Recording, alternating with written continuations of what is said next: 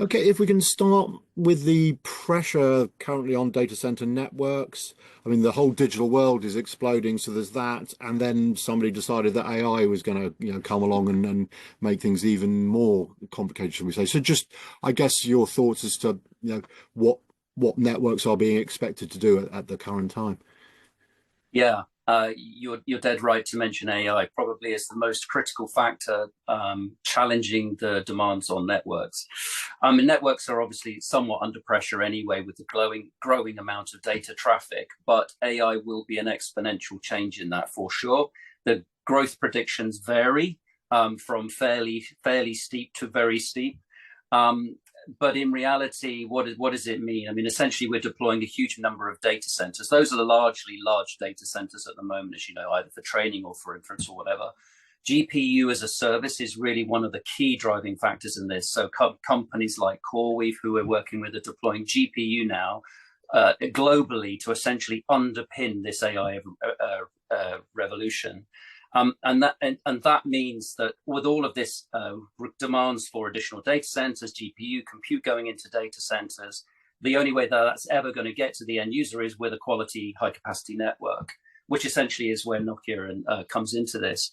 And we've seen, as you know, massive announcements about huge investments in data centers from the hyperscalers, but also a number of others. There's a big growing market, not only in large data centers, but an emerging market in edge data centers as well. So AI drives also the need to have inference compute capability closer to the end user for latency reasons and for various applications. So I think that will see the drive also for edge data centers. And again, those are going to be probably in places where there's a limited network connectivity today. So all of that is going to require this high capacity, low latency network to link all of that together. And that's really going to drive huge demands, I think, on network capacities in the future. Okay, and in terms of what Nokia's up, clearly you're up to many things, but one of the things I know you've done fairly recently, you've introduced the Nokia event-driven automation, and be just Yeah. good to understand where that fits within the sort of landscape you've just described as to what's the thinking behind it, and I guess most importantly, what are the benefits it brings? Yeah. Okay. So basically, we're starting with this with a philosophy of reliability. So there are a couple of things around here. So when you're talking about data center fabric, data center architecture, a lot of that today is somewhat still manual. There is some level of automation built into that. But the missing piece of the puzzle essentially has been this event-driven or automation. And the way that we're looking at this is to make this sort of environment a successful, manageable, low error environment. In fact, our philosophy here is to drive human error to zero. That's what we want to do. Because again, if you're going to automate something, if it works well, great. But if it doesn't work well, you're automating something and then driving huge scale into something that's going to create more and more issues. So EDA and SR Linux, a data center fabric solution, the whole concept behind this is essentially to give customers the ability to know they've got a quality product, that it essentially is designed around the right type of architecture, but then allows them to automate that and then do that and drive those requirements at scale. And just as a way that a philosophy that we approach here, so there's a typical metric in the industry that you might have one developer, three developers and then one tester. The way that Nokia does this, we have one developer and one tester. So we really focus on getting that quality day one. That allows you to then have a quality product. Then when you start driving that automation of those services in your network, you know that they're reliable, they're going to work. So essentially what EDA is the automation element of that framework, and that's essentially what we've launched with EDA. Okay, and another thing I noticed very recently, I can't remember if it was this week or last, but you announced your involvement in a trial. So you talked about the reliability angle, but clearly the need for speed is always there. And I think there's a trial, is it 800 gigabit Ethernet, Chicago to London? I think it's yourselves and some other folks. Again, perhaps you can just talk us through the importance of that trial and from where the trial goes in terms of what people when people might see it in shall we call it a production environment. Yeah, I guess the one that you're referring to is the trial that we've just completed with Colt, Right. and I believe also is it Windstream? I forget the name of the other company that we're working with in the US because I haven't checked it out. I have to say in the last couple of days. But yeah, in essence, that's long haul optical transport. And again, with the evolution of AI and with the growth in traffic demands that we're expecting, higher capacity over longer distances is clearly going to be the order of the day. And so, yes, that trial that we've just completed with Colt, etc., has been very successful, and hopefully then helps to underpin their network and other networks that will need this kind of capability as we move forward in this ever evolving AI era. And clearly, while you're trying to do the best you can for data centers, there are some bad actors out there that are trying to stop you doing things, shall we say? And I believe that I think a recent report of yours suggests that the telecom infrastructure industry yourselves are facing increasing levels of sort of cyber attacks. So just be good to understand, how bad that's getting, and just, is it a who's winning, I suppose, if that makes sense. Yeah, it's a bit of an arms race, isn't it? That type of thing. Well, I mean, the one that everybody knows about, of course, is DDoS, denial of service attacks. And we are seeing increasing volumes of those attacks.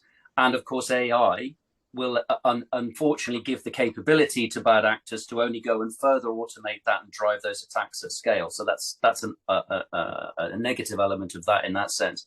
But there are products and there are solutions out there to help mitigate that. And we have our own platform called Deepfield. And Deepfield essentially is not only analyzes and identifies the threats, but mitigates those threats as well. So a Deepfield Defender product. In fact, we've been doing some trials recently with different customers, and the number of attacks is growing significantly. And actually, when we implement these products into our customers' networks, even a trial sense, they're absolutely amazed how many attacks they're seeing and where those attacks are coming from. I obviously can't go into details, particularly on some of the situations we've seen with certain customers. But that is one aspect, the DDoS aspect. But coming down the road quite quickly is the quantum, and quantum computing, whilst it offers huge benefits potentially for humanity generally, it, as ever with these things, there's a positive and a negative. And the negative element of this compute power means that when a quantum computer is available, and we talk about that being Q-Day, and I think IBM is one of the leaders in the development of quantum computing technology, and they say they'll have a fully operational system by, I believe, 2033, for example. And the dates vary on when people will have this capability. But when you do have that capability, the current security capability of networks will be essentially compromised, because it will be able to hack at quantum speed. And that means unpicking the security elements of the network within minutes, which would take current computer technology thousands of years. So that's the scary part. And that's why we're actively encouraging our customers today to deploy quantum safe networks today. And we have that capability built into our IP and our optical portfolio. So we call that a defense in depth strategy. And essentially what that does is it prevents somebody from harvesting the data from the network today to decrypt later when they have that quantum compute capability. Because that's the key concern right now. If they can take the data, they store it, when the quantum computer is available, then they can hack it, and then they can access. And the reality and the threat for everybody is that at a business level, that's all of your, potentially your industrial secrets, but all for every human, that's your bank account details and everything else. So this is why networks need to be quantum secure and quantum safe now. Okay, and in terms of getting that message out there, because I mean, many people are aware of quantum computing, but as you say, they're thinking, well, it's not till the 2030s when these things are going to be available, and perhaps therefore think, we've got a bit of time. But what you're saying here is actually no, because the bad actors know, that if they can obtain information now in a relatively light security, if you like, from the quantum perspective, then they can store it and then use it at a later date. So do you think that enough people are aware of just how bad this threat is? Bearing in mind, as I say, everyone thinks, oh, quantum computing is not going to happen for quite a while, but yeah, I think the message is getting out there. We obviously have customers that are deploying quantum safe capability into their networks today. In fact, we consider that, and I think that the customers are starting to consider that as table stakes. So I mean, we actively encourage all of our customers and anybody building networks to build in that quantum security today for those reasons. So is there some work to do? Probably. But us and the rest of the industry are working with the community to make sure that that's understood, and we're working on that. Okay, and perhaps if we can just return to AI for a minute. I Sure. think Nokia fairly recently joined the AI Pact, so it'd just be good to understand, if you can, a little bit about what that is and why Nokia thinks it's a good thing to be involved with. That's a good question. I'm not too close to that, actually. I haven't followed that specifically, so I'm not aware of what our involvement is in the AI Pact. But AI, again, is a fundamental life-changing, industry-changing, everything-changing technology. That, together with quantum computing, is going to change the dynamic and the paradigm of networking and, frankly, everything for everybody, I think, in the next 5 to 15 to 20 years. So AI is a fundamental technology. It's fundamentally linked to communications technology. So we will have joined that for exactly those reasons, because we clearly need to make sure everybody understands the impact of AI, but also what the impact of AI is on networking. That's going to drive, as we've said, a huge increase in demand for networking capacity, locations, and areas for that networking to be deployed. And in essence, that's why, again, the only way that AI actually means anything to anybody is that means for me, and say, let's say me and you at home in front of our computer using AI for any purpose, that's going to require a network that allows us to get that service, not only in the most effective, high quality way, but in a low latency way, for example. And also a secure way, as we've just covered. So that will be the reasons that we're part of that pact, because we see networks as the underpinning capability to bring AI to everybody in everyday life. And I guess the good news with AI is obviously there's the challenge there you've outlined, but yourselves and other folks in the industry, you've got the ability to harness AI to help with your solution. So are you already doing things or other plans in the pipeline? How are you using AI to improve, add value to what you're currently able to provide customers? Yeah, absolutely. So, I mean, we're starting to build. In fact, we have built AI into some of our technology. So we talked about EDA earlier, and we talked about our SR-Linux data center fabric solution. So, the way that we've built AI into that is actually to start to use simple language within the operational capability of those solutions. So instead of you being a highly trained operations guy in a NOC center, for example,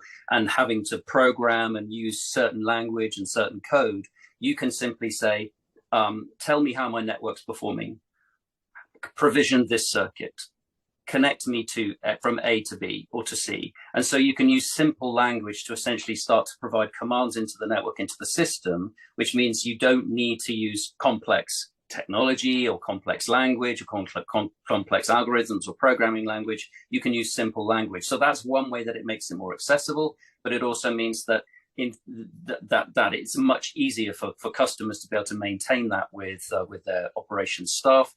And there are other ways that we're starting to build AI into our capability today. But that's, I think, one really useful, clear example. And maybe just as we finish, in terms of connectivity, I mean, I started in IT in the storage industry, and that was a bottleneck for a while, and then it goes somewhere else. Just your thoughts, I suppose, as to where connectivity fits in to the overall sort of IT infrastructure landscape, how critical it is compared to some of the other components, and where you think bottlenecks will. Do you think connectivity might be a bottleneck sometime in the future, or do you think the rate of progress is such that it will be somewhere else, if at all, or everyone will be in perfect synchronicity, if that's possible? Yeah, I think when it comes to that, I mean, it's a bit like the balance, isn't it? The demand, and everybody builds capacity into the network to cope with the demand. The little bit of the unknown quantity, as I said earlier, is how steep this curve of growth is with AI traffic. Because essentially we've seen at the moment is the deployment of the infrastructure to underpin AI, as I said, GPU capability being deployed globally. But really the applications that run on that GPU, be it in the enterprise or be it in the home, those are the things that are going to drive the traffic. And then coming to the point about the traffic, in essence, we kind of view these days that all networks are mission critical. We used to talk about networks being mission critical for life and death situations like signaling on a railway. Absolutely it is. But really, these days, a gamer at home, a 12-year-old, I have a 12-year-old playing at home with his gaming, he considers the network mission critical, because if it goes down or the latency isn't what it wants it to be, he's disadvantaged against his fellow players in games. So in reality, mission critical now is more a perception thing rather than a real thing in that sense. So we think of the networks being mission critical, and therefore all networks and the delivery of the service, be it into the enterprise or be it into the home, are going to need to make sure that they provide the services that people expect. And the only way to do that is to make sure that your network is robust, is high capacity, is low latency. And that's essentially where Nokia, we feel, comes into this, not only into the current communications landscape, but into the future landscape driven by AI. Okay, it's been great to chat and some great insights into what's going on in the networking side of what's a very dynamic digital industry at the moment. So, Paul, really appreciate your time. Thanks very much. Very welcome. Good to meet you.